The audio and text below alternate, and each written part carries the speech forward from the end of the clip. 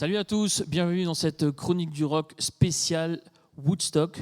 On va vous parler de cet événement majeur de la fin des années 60. Raphaël, tu peux peut-être nous dire un mot ? Carrément, c'est vrai que c'est un rassemblement certainement qui a le plus marqué l'histoire du rock'n'roll à l'époque. Un rassemblement hippie, donc on est mois d'août 69. 15, 16, 17 août. Ça s'est même d'ailleurs prolongé un petit peu le matin du 18 parce qu'il y a quand même pas mal de monde qui est arrivé. C'était prévu 40 000 personnes au début avec les organisateurs et finalement il y a eu 500 000 personnes sur place. Et ça, gros tournant, enfin, ça a marqué vraiment le moment. On était quand même dans une période de guerre froide. Il y avait tout un contexte historique et politique un peu compliqué. Tout à fait. Et donc ce mouvement qui a quand même rassemblé 1,5 million de personnes dans des conditions assez particulières. C'était chez un agriculteur sur Max Yagour. Alors je l'ai noté pour ne pas me tromper. Max Yasgour précisément. Alors on ne le connaît pas, il n'est plus de ce monde, mais en tout cas c'est vrai que finalement grâce à lui, il y a eu cet événement historique aujourd'hui encore. D'ailleurs, c'est classé dans les 50 moments qui ont changé l'histoire du rock'n'roll. Donc ce mouvement Peace and Love. Et dans les 50, je le verrai même dans les 10. J'y étais. Et j'ai gardé un souvenir d'ailleurs. Regardez. Ah bah oui. Vous avez vu ? C'est officiel. C'est ce qui me reste de ce rendez-vous où j'ai fait une escapade, un aller-retour. Ok. Jean-Cri, tu peux nous parler un peu de... Woodstock, oui. Je vais te parler. Effectivement, il y avait plus de 33 groupes. Et alors, contrairement à tous les groupes qu'on pourrait citer, je vais surtout dire qu'il manquait des groupes mythiques. Il y a eu des groupes invités qui ne sont pas venus. Led Zeppelin, les Beatles, les Doors, les Byrds, Frank Zappa, Bob Dylan. Enfin, beaucoup de groupes qui finalement ne participent pas à Woodstock. Bon, pour tous ceux que tu as cités, ça n'a pas vraiment influencé leur carrière. Mais et ils ne font pas partie de cet événement-là. Non. Après, Woodstock, par exemple, petite anecdote sympa, c'est que le groupe, je l'ai noté, c'est les Sweetwater. Ils devaient ouvrir le festival de Woodstock qui commençait vers 17h. Et malheureusement, ils se sont retrouvés bloqués dans un bouchon de 15 km. Donc, impossible. On demande à Tim Hardin, mais qui malheureusement est trop défoncé pour commencer le festival. Et donc, c'est Richie Valens, un petit chanteur folk noir pas du tout connu, qui va ouvrir le festival. Et alors, il commence à faire ses chansons. Et l'ambiance Woodstock démarre bien, puisqu'on lui fait un rappel 7 fois. Il a été rappelé 7 fois sur scène. 7 fois sur scène, au point que malheureusement, il a dû s'arrêter parce qu'il n'avait plus de chansons en stock. Avec 7 rappels, c'est pas tellement étonnant. Moi, ce que je vous propose, c'est qu'on regarde une petite séquence qui est culte pour ce concert, ce festival de Woodstock. C'est Joe Cooker qui a... Le live de Joe Cooker à Woodstock reste un moment d'anthologie, on peut dire ça. Parce que Joe Cooker, c'est justement un peu Woodstock qui n'était pas forcément connu. Non, c'est vrai qu'on n'a pas cité tous ceux qui étaient présents, mais il y avait Jimi Hendrix, Santana. Mais Joe Cooker, c'est un peu comme Santana, c'est le festival qui l'a un peu révélé. Donc je vous propose de voir un extrait de Woodstock, de la performance de Joe Cooker.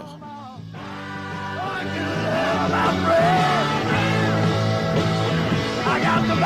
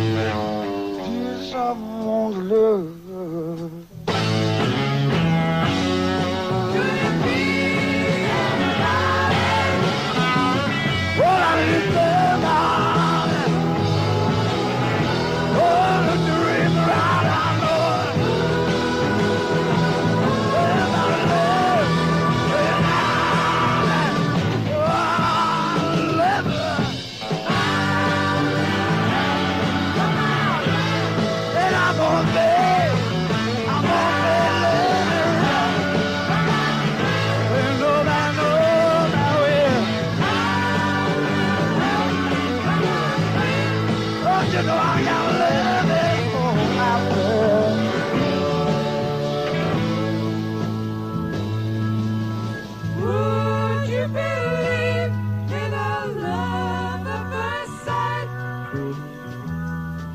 sure thought it happens all the time.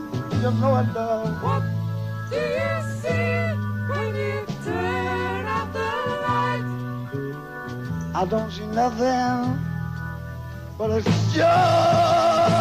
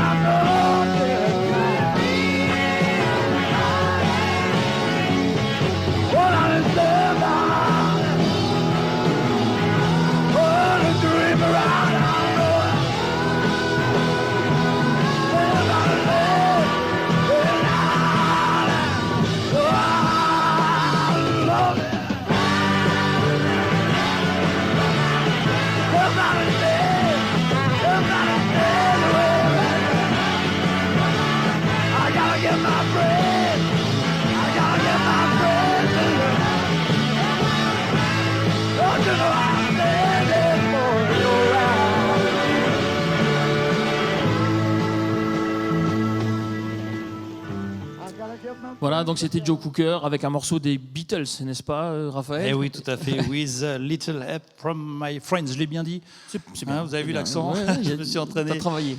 Ouais, et c'est vrai que ça, finalement, ça a été un tremplin aussi pour Joe Cooker, qui à l'époque n'était pas si connu que ça. Et c'est vrai que ça a été un accélérateur de carrière, comme pour plein d'artistes. Ouais, on en a parlé tout à l'heure. Santana, par exemple, John Baez et plein d'autres. Et donc, dommage pour ceux qui ne sont pas venus, finalement, même s'ils ont fait une belle carrière pour certains. Les Rolling Stones ne sont pas venus non plus. Parce qu'ils étaient occupés sur un tournage, notamment Mick Jagger, qui était occupé sur un tournage en Australie pour jouer Ned Kelly. Donc voilà, c'est pour ça qu'ils n'ont pas participé au festival. Tu voulais peut-être encore rajouter une... Non, simplement qu'il ne faut pas confondre avec d'autres Woodstock qu'il y a eu après pour les anniversaires. D'autres éditions. Voilà, nous, on parle du Woodstock 69, effectivement. Et ça, c'est important. On est donc sur la côte est. Oui, c'est pas loin de New York. Hein. Enfin, quand même un petit peu, mais ça reste dans le même secteur. C'est les États-Unis, hein. Tout est plus ou moins proche. White Lake, effectivement, c'est vrai que c'est à peu près à 80 km de Woodstock même d'ailleurs. Voilà, pour situer un petit peu le décor. On se remet dans l'ambiance ? En fait, ce qu'on va faire, c'est que maintenant, on va rejoindre Pomme, qui est venu vous voir, vous trouver, pour savoir ce que vous pensez de Woodstock.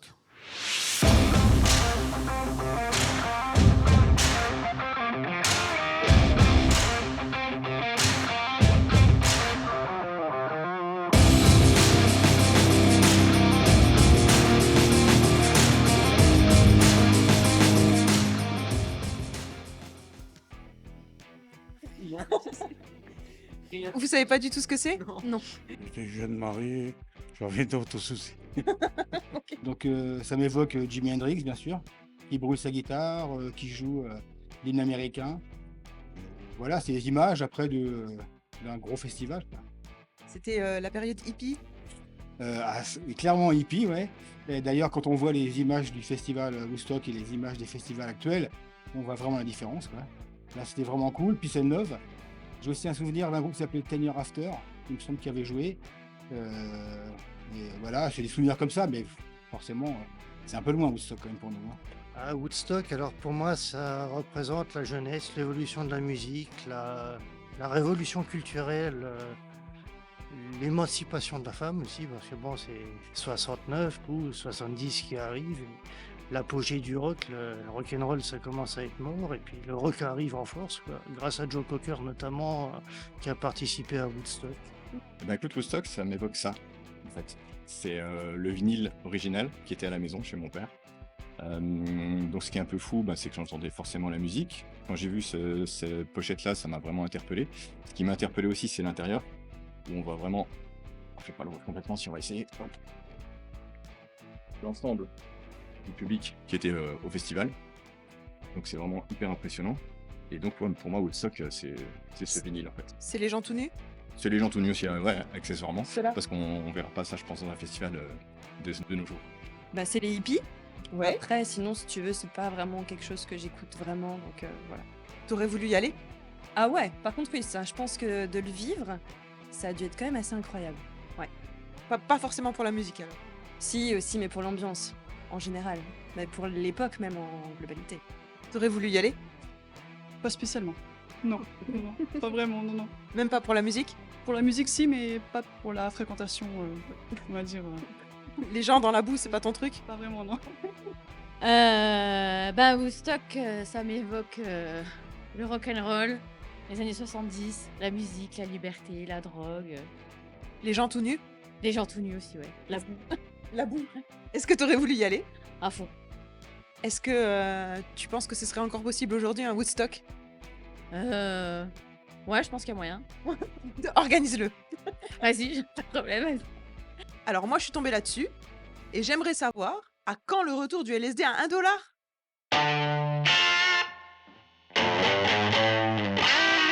Ah bah, Pomme, je sais pas si c'est tout de suite qu'on va retrouver du LSD à 1 $. Hein. Ouais, ça paraît. L'inflation. De toute façon, moi, je suis pas intéressé, donc peu importe le prix. Ouais. On va peut-être parler un peu de musique pour ouais, on va parler session un peu, live la session live du Rock Legend Experience. Alors moi, j'aimerais bien parler d'une chanson qui apparaît, qu'on va jouer dans le live. C'est Johnny B. Good. Tu connais bien Johnny B. Good? Le fameux Johnny B. Good. Le fameux. Hein, voilà, Johnny B. Good, c'est une chanson de Chuck Berry, Ouais. qui est créée en 1957. Et alors là, Johnny B. Good, elle est chantée au Festival de Woodstock par... C'est Johnny Winter. Et voilà. Alors, oui, en regardant la setlist, on se rend compte que Johnny Winter joue en rappel Johnny B. Good. Moi, j'ai trouvé ça suffisamment intéressant quand même pour me dire, c'est vrai que c'est Chuck Berry. Johnny Winter, je pense qu'il y avait le truc avec le nom, son prénom, quoi, et qui joue ce morceau-là en rappel. Mais le morceau-là... c'est un morceau culte. Hein. Alors, c'est un morceau culte pour diverses raisons quand même. Déjà, parce que en 1977, lorsqu'ils envoient la navette spatiale, je crois que c'est...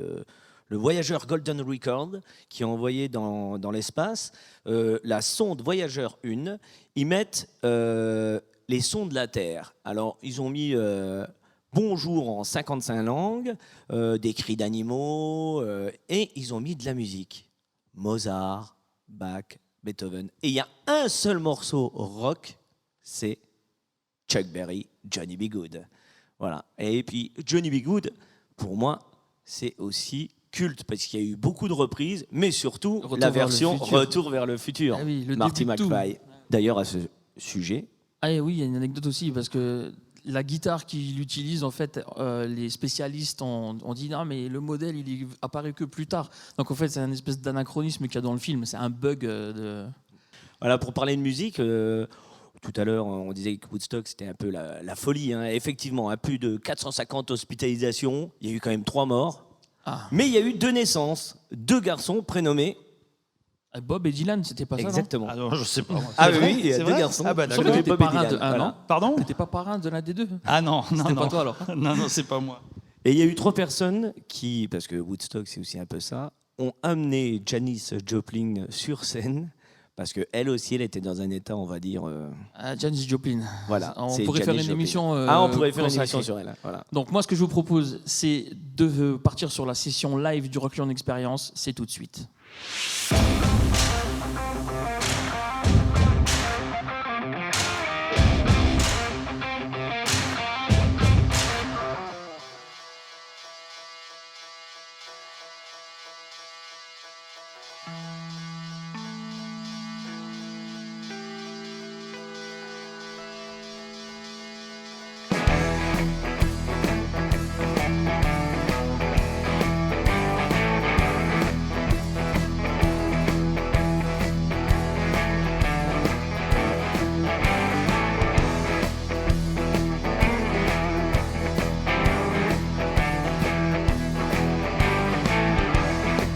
I'm so tired of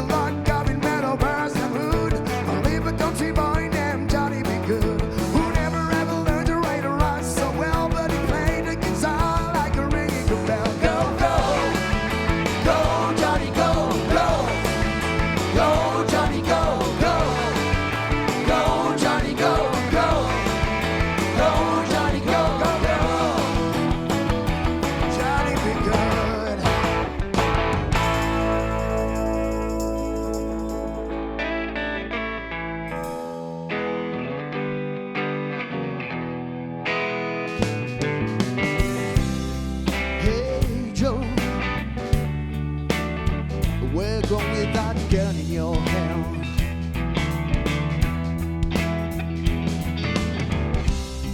Hey Joe, say where you going without gun in your hand. I'm going to shoot my old lady. You know I can't mess around with another man.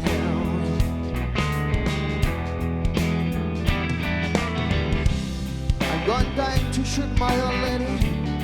You know I can't mess around with another man. If I hand too cool. Hey Joe, I heard you shut your mama down, shut it down now. Hey Joe,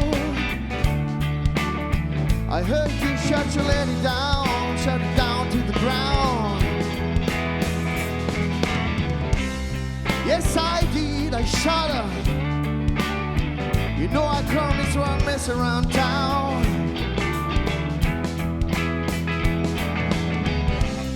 Yes I did, I shot her. You know I can't my old lady mess around town. And I gave her the gun, I shot her.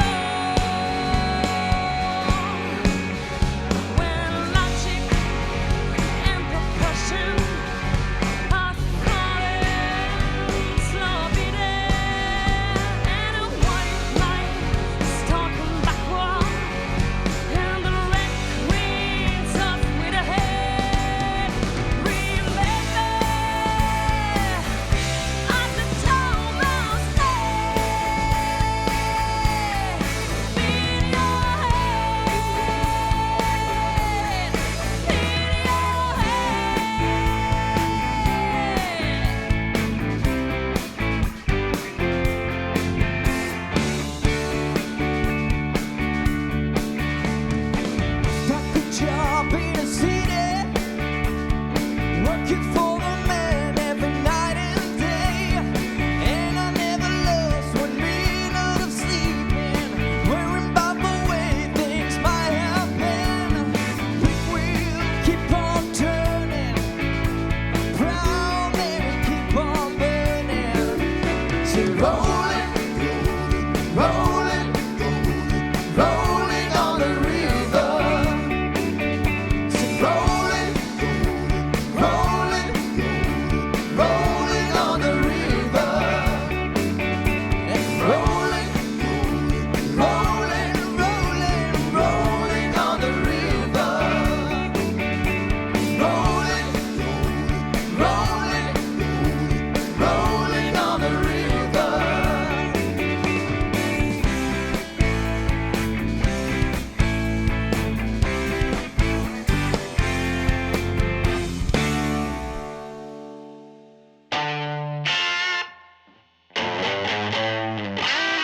Et voilà, c'est ainsi que s'achève cette chronique du rock spécial Woodstock. On espère que ça vous a plu. On se retrouve le mois prochain. Prenez soin de vous. Ciao.